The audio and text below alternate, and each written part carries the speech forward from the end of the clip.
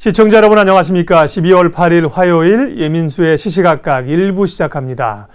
매주 화요일에는 돈을 모으고 효과적으로 사용하는 방법을 알려드리고 있습니다. 내돈 사용 설명서 시간인데요. IFA 행복자산관리연구소 유재덕 소장님 함께합니다. 어서 오십시오. 네, 반갑습니다. 연말이 다가옵니다. 돈 쓸 일은 많고요. 네. 들어오는 거는 늘지 않고요. 맞습니다. 고민이죠. 그래서 네네. 이제 효과적으로 돈을 잘 모으고 써야 됩니다. 오늘 어떤 얘기 할까요? 네.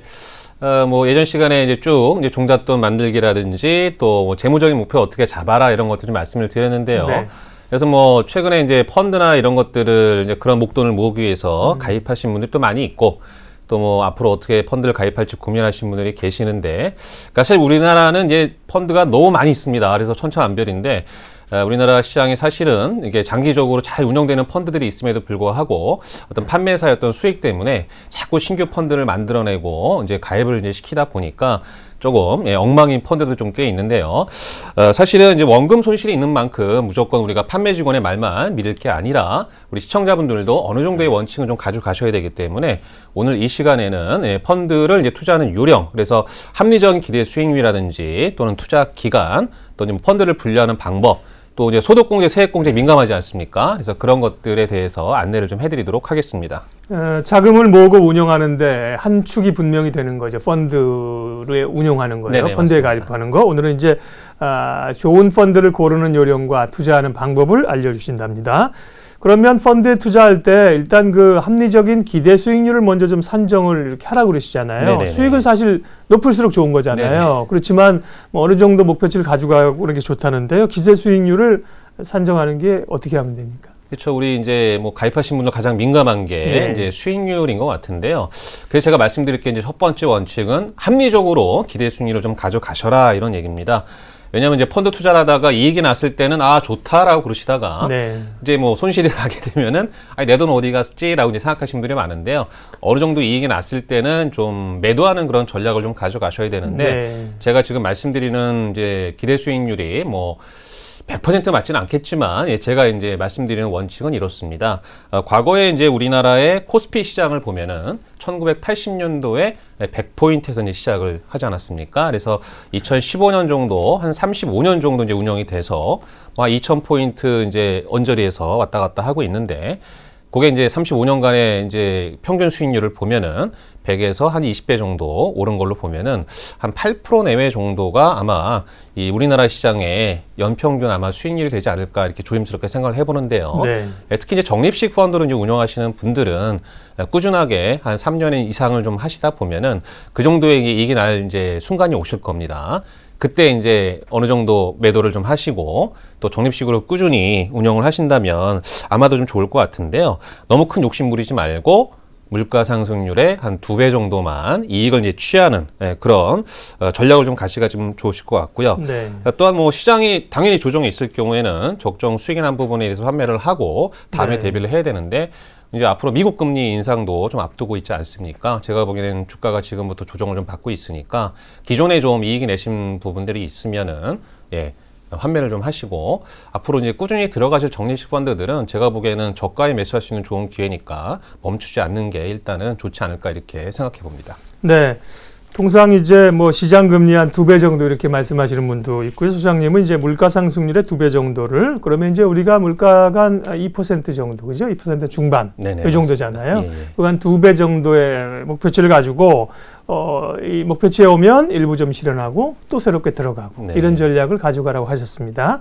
기간별로도 이제 어느 정도는 꾸준히 투자를 해야 수익이 난다고들 하잖아요. 네네. 그러면 기간은 통상 어느 정도를 잡고 생각하고 투자를 하는 게 좋습니까? 네, 이제 일부 금융권에서 이제 판매하시는 분들은 네. 적립식으로 하시는 그런 주식형 펀드 같은 경우는 3년 이상 봐라라는 말이 이제 격언처럼 좀 네. 나돌아다니고 있긴 한데, 그 이유가 이제 이런 것 같습니다. 제가 보기에는 아마 이제 시청자분들도 이제 경기 순환 주기라는 게 있지 않습니까? 그래서 이 경기 순환 주기, 즉 뭐 경기에 주식은 이제 선행을 한다 이렇게 얘기를 하죠. 경기가 좋아질 것 같으면 주식시장이 먼저 상승을 하고, 또 이제 경기가 나빠질 것 같이 이제 예상이 되면은 이제 주가가 이제 먼저 이제 하락을 하는 경우들이 많이 있죠. 그래서 이런 식으로 이제 이 곡선을 그리는 거는 다 아실 텐데요. 대부분 3년이라 하면 우리나라의 경기 순환 주기가 한 2년 내지 3년 정도의 그런 사이클을 그리고 있습니다. 선진국 같은 경우는 그 경기 순환 사이클이 좀 짧겠죠. 짧죠. 그 다음에 좀 개발도상국 이런 나라들은 한 5년에서 10년. 예. 그러니까 경기가 침체돼서 회복되는데 시간이 되게 오래 걸린다라는 그런 얘기라고 보시면 되고요. 선진국은 경기가 좀 하락하더라도 다시 원 위치되는데 그리 오래 걸리지 않는다라는 얘기라고 볼 수가 있는데 예를 들어서 뭐 오래된 얘기지만 7년도, 8년도 이제 서브프라임 모기지론 때도 과거를 돌이켜보면은 선진국은 뭐 1년도 안 돼서 다시 경기가 회복이 됐고요. 주가가. 우리나라는 이제 한 1년 반에서 2년 만에 다시 이제 2,000포인트를 다시 탈환을 했었죠. 어쨌든 간에 이제 과거 한 10년 정도의 어떤 펀드 만들어진 것들을 봤을 때 적립식으로 3년 이상 꾸준히 했을 경우에 제가 장담하건대 3년 이상 적립식으로 꾸준해서 마이너스 수익률을 난 펀드는 제가 아는 한 거의 없다고 봐도 무방하다 이렇게 말씀드릴 수가 있습니다. 네. 그렇지만 뭐 손해 안 보려고 하는 건 아니잖아요. 이익을 내야 되니까. 맞습니다. 그래서 이제 어쨌든 최소한 3년 정도를 보고 투자를 하시라는 거고요. 네네. 펀드가 너무 많아요. 사실은 종류가 너무 많다 보니까 설명하다 보면 이해가 안 되는데 이 펀드를 좀 쉽게 대분류를 해서 좀 구별을 해주시면요. 네네. 일단 제가 지금 말씀드리는 게 좀 재미없고 지루할 수도 있겠지만 오늘 좀 잘 들으시면 본인이 가입한 펀드에 대해서 또는 앞으로 가입할 펀드에서 좀 도움이 되실 테니까 잘 들으시면 좋을 것 같은데요. 일단 펀드는 이렇게 보면 좋습니다. 이제 국내와 해외에 투자하는 이제 펀드가 당연히 있겠고요. 그 다음에 이제 섹터형이라고 해서 뭐 이제 어떤 특정 산업이나 어떤 분야에만 이제 주로 투자하는 크게 보면 이렇게 세 가지 유형으로 좀 나눌 수가 있을 텐데요. 이제 국내형 같은 경우는 성장형 펀드가 있고 가치형, 배당형 펀드 이 세 가지로 나눌 수가 있는데 요거는 좀 뒤에 설명을 드리고요. 해외형은 선진국에 투자하는 펀드 또는 이제 개발도상 국가라고 할 수 있는 이머징 국가 또는 이제 막 이제 성장하고 있는 이제 뭐 중동이라든지 아프리카 이런 나라에 이제 프론티어 나라에 투자하는 그런 펀드들이 있겠죠. 일단 국내형만 좀 구체적으로 좀 설명을 좀 드리자면요. 성장형 펀드라는 거는 이렇게 보시면 좋을 것 같습니다. 주가가 상승할 때 제일 먼저 앞장서서 가장 많이 오르는 펀드고요. 반면에 주가가 떨어질 때 제일 먼저 떨어지고 또 제일 많이 하락하는 펀드라고 보시면 됩니다. 그래서 이제 변동성이 가장 크다라고 제가 체크를 해드렸고요. 그다음에 이제 가치형과 배당형 펀드는 뭐 상승장에서는 그렇게 큰 폭의 상승을 내지는 않지만은 이제 약세장이라든지 또는 박스권 장세에서 꾸준하게 수익을 잘 낼 수 있는 펀드라고 할 수가 있는데요. 가치형 펀드 같은 경우는 아무래도 좀 오랜 기간 투자를 해서 제대로 효과를 보는 그런 기업에 주로 이제 투자하는 펀드. 그래서 오랜 기간이 걸리는구나 보시면 되고요. 배당형 펀드는 주로 배당을 잘해주는 기업들 있죠. 그래서 뭐 통신회사라든지 또는 뭐 한국전력. 더 이상의 재투자를 안 하는 그런 기업들이 이제 배당 성향이 강한 거기 때문에 안정적으로 우리가 은행에서 이자를 받듯이 배당을 잘 받을 수 있는 그런 펀드라고 이해하시면은 좀 좋을 것 같은데요. 뭐 요 정도 분류를 보고 아마 펀드를 좀 바라보시면 내가 가입할 펀드 또 어떤 시기에 어떻게 좀 펀드를 운영해야 될지 감이 좀 오지 않을까 이렇게 좀 생각을 해봅니다. 네. 자, 펀드 투자에 있어서 대분류를 좀 해 주셨고요. 그렇게 이제 세 분류로 들어가더라도 펀드가 개개 펀드가 굉장히 많잖아요. 네네, 많습니다. 어느 운용사에서 내놓느냐에 따라서 뭐 코리아 이름이 붙기도 뭐 다이나믹 이런 게 붙기도 하고요. 근데 이름을 보면 대충 이 펀드가 어떤 종류의 펀드인지를 좀 구별할 수 있는 방법들이 있다면서요. 네네, 있습니다. 일단 뭐 해외형 펀드나 섹터형 펀드는 이름에 이제 뭐 나라 이름이라든지 또는 뭐 내가 투자하는 어떤 뭐 종류에 다 이제 나타나 있는데 그 이외의 펀드들을 어떻게 이제 구분할지 좀 헷갈려 하시는 분들이 계시는데요. 제가 이제 예를 들어서 좀 말씀을 좀 드리도록 하겠습니다. 뭐 제가 이 펀드들을 선전하는 것은 아니니까 예시입니다. 예를 들어 이제 한국투자 내비게이터 증권투자신탁 1주식 A형이라는 게 있습니다. 길기도 합니다. 그렇죠. 그래서 맨 앞에 나오는 게 이제 자산운용회사의 이름입니다. 그 다음에가 이제 펀드의 성격인데요. 일단 나라 이름이 없으니까 국내형 펀드임을 우리가 인지를 할 수가 있겠죠. 그 다음에 1은 이제 펀드의 순서고 주식이라 하면은 펀드에 투자하는 대상이 될 거고요. A라는 거는 이제 수수료를 어떤 식으로 이제 체크하냐라는 건데 이 얘기를 다 하자면 또 2박 3일 걸리니까 일단은 이 내비게이터에 여러분 뭐 내비게이션이라는 거 잘 아시지 않습니까? 길을 안내하고 이렇게 앞장서는 그런 느낌이 좀 나지 않습니까? 그래서 이런 펀드들은 좀 성장형 펀드. 라고 이해하시면 좋습니다. 그래서 성장형 펀드는 영어라든지 이런 이름들에 좀 앞장서는 느낌이 나는 그로스 뭐 이런 거. 예, 맞습니다. 맞아요. 그로스는 완전히 이제 그 한국어로 번역하자면 이제 성장이라는 개념이니까 예. 그러니까 변동성이 되게 심한 펀드다라고 보시면 좀 이해가 좋고요. 그러니까 두 번째 이제 신형 마라톤이라는 게 있습니다. 마라톤은 몇 킬로인지 아시죠? 네, 예, 42.19. 상당히 길지 않습니까? 네. 그럼 오랜 기간 지나야지 제대로 된 평가를 받을 수 있는 기업에 투자하는 거니까 이제 감이 오시지 않습니까? 가치주 펀드. 맞습니다. 예, 가치에 좀 투자하는 그런 펀드들이고요. 신형 운용에서 만든 거고요. 네, 맞습니다. 그렇습니다. 그다음에 이제 유리 스몰 뷰티라는 거는 스몰 뷰티. 작지만 아름다운 기업에 이제 투자한다라는 그런 개념이죠. 그래서 약간 중소형 기업의 가치주에 이제 투자하는 그런 펀드라고 보시면 됩니다. 그래서 좀 롱 오랜 기간이다 걸리는 말투가 있으면은 가치주 펀드가 되고요. 그다음에 이제 배당형 펀드는 모든 펀드에 배당이라는 이름이 들어가 있기 때문에 선택하기 그리 어렵지는 않으실 겁니다. 그래서 이런 식으로 좀 구분하시면 내가 가입한 펀드나 앞으로 가입할 펀드가 어떤 펀드인지 좀 이해하시는 거는 어렵지 않을 것 같습니다. 네. 펀드의 종류와 함께 펀드 이름을 보고 그 펀드의 종류를 구별하는 방법을 말씀해 주셨는데 그럼에도 불구하고 이렇게 설명하고 나서 어떤 펀드가 좋으세요 하면 골라주세요. 네네, 맞습니다. 이렇게 얘기를 하잖아요. 예, 복잡하니까 그죠? 네네. 대부분 이제 창구에서 직원들에게 물어봅니다. 네네. 어떤 게 좋으느냐 권유를 해달라고 얘기하는데 권유를 하던 본인이 고르던 어떤 그 기준을 가지고 골라야 되잖아요. 네네. 명품 펀드를 선택하는 방법 좀 알려주십시오. 네. 지금까지 말씀드리는 거 보면 여러분들은 이제 아마 좀 인지를 하셨을 텐데 펀드는 일단 리스크가 있는 만큼 수익성과 안정성 이 두 가지를 이제 고민하시면 되는데요. 수익성이라면은 이제 말 그대로 상승장에서 이제 뭐 수익을 잘 내는 펀드고요. 안정성은 하락장이라든지 이제 박스권에서 방어를 잘하면서도 수익을 내는 그런 펀드라고 볼 수가 있습니다. 그래서 이 두 가지를 평가하는 기준이 있는데요.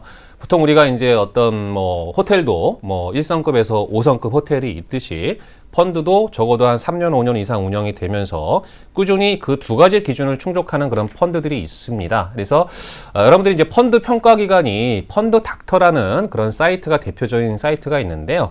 거기에 이제 들어가 보시면은 펀드 등급을 다 확인이 가능합니다. 우리나라에 있는 현존하는 모든 펀드들은 그래서 지금 당장이라도 여러분들이 가입한 펀드의 이름을 그쪽에다 잘 치시면은 펀드의 등급이 나오시니까 내가 그 여관 펀드를 가입하고 있는지 아니면은 적어도 5성급 호텔의 펀드를 가입하고 있는지 판단이 있을 수 있고요. 또 직원이 권유해 줬을 때도 너무 이렇게 바로 나온 펀드들은 검증이 안 된 펀드들이기 때문에 적어도 한 3년에서 5년은 꾸준히 그런 수익성과 안정성 두 마리 토끼를 잘 잡아내는 그런 펀드를 선택하시는 그런 지혜를 기르시는 게 좋을 것 같습니다. 그런데 여기서 고민이 좀 있습니다. 네네. 제가 소장님께 여쭤보고 싶은 게 과거에 그 타율이 좋은 선수는 올해도 잘 치를 확률이 높죠. 네. 그런데 펀드는 희한하게도 과거에 성적이 좋았던 예를 들면 지난해 높은 성적을 냈던 펀드를 들고 나면 그 다음에 성적을 못 내는 게 또 그런 경우가 많다고 그래요. 네, 맞습니다. 그렇잖아요. 네네. 그렇다고 뭐 지난해 못한 것 중에서 고를 수도 없고 그렇죠. 과거의 이 기록, 레코드는 볼 때 어떻게 참조하면 좋습니까? 그러니까 과거의 레코드는 물론 뭐 과거일 뿐이지만 그래도 과거에 좋은 기록이 있었다라는 것은 뭐 그러니까 이제 많은 사람들이 거기에 자금들이 이제 투입이 되고 또 이제 펀드 매니저들은 또 이제 환매를 하다 보면은 수익률이 안 좋을 수 있는데요. 그 수익률이 안 좋은 기간이 되게 짧습니다.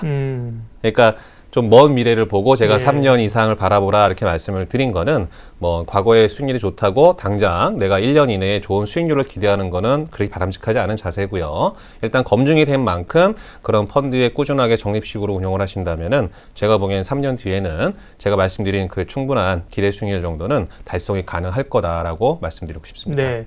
그리고 펀드도 일반 자산 배분이나 주식 투자처럼 이렇게 여러 개 펀드를 해서 이렇게 소위 분산 투자, 달걀을 여러 바구니에 담는 그런 전략이 필요합니까? 네, 뭐 나름대로 이제 장세에 따라서 제가 또 이제 도표를 통해서 좀 말씀을 좀 드릴 텐데요.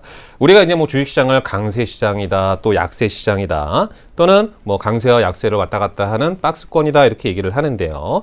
보통 제가 앞서 말씀드린 국내 주식형 펀드 같은 경우는 성장형과 가치형, 배당형이 있다는 건 이미 아셨을 거고 그게 어떤 성격인지도 이해가 이제 아마 되셨다면 그래서 강세장에서는 나름대로 성장형 펀드의 비중을 좀 크게 아까 말씀하신 뭐 그로스가 들어가는 그런 펀드들 있지 않습니까? 또 5성급 평가를 받은 펀드들 그런 거 위주로 좀 유지하시면 좋고요. 그다음에 약세장이나 또는 박스권 장세에서는 가치형이나 배당형의 펀드를 적어도 한 50%에서 60% 이상을 좀 안분해서 자산 배분을 뭐 잘 말할 수는 없겠지만 그런 거를 좀 활용하시면 좋을 것 같고요.